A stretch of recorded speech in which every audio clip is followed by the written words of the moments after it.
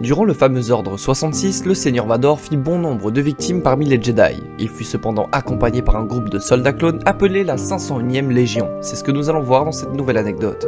Exécutez l'ordre 66. Obi-Wan, je ne suis pas les Jedi que j'espérais. C'est lui l'envoyé. Forme-le. Anakin, je fais plus. Anakin, non!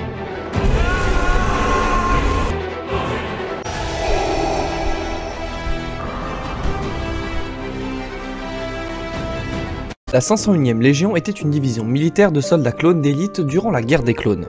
À cette époque, elle était placée sous le commandement du capitaine Rex et du général Jedi Anakin Skywalker.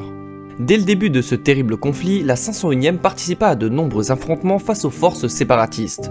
Ses membres s'illustrèrent notamment lors de la bataille de Christoph Zis puis de Tess, afin d'y récupérer le fils de Jabba le Hutt.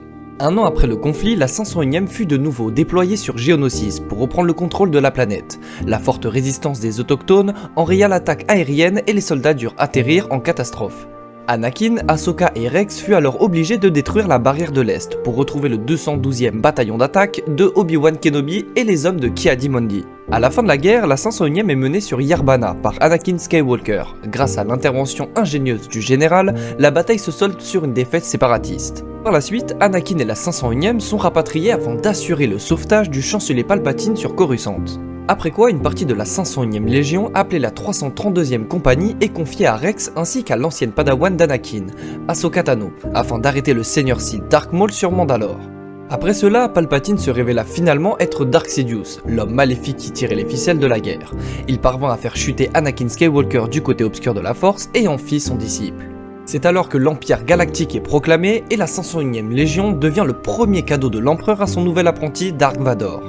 Et vous l'avez sans doute deviné, la première mission commune de ces combattants aguerris aux côtés de leur nouveau maître est la pacification totale du Temple Jedi. Padawan, chevaliers et maîtres périssent par dizaines voire centaines sous les coups de blaster tirés par les soldats d'élite de la 501e.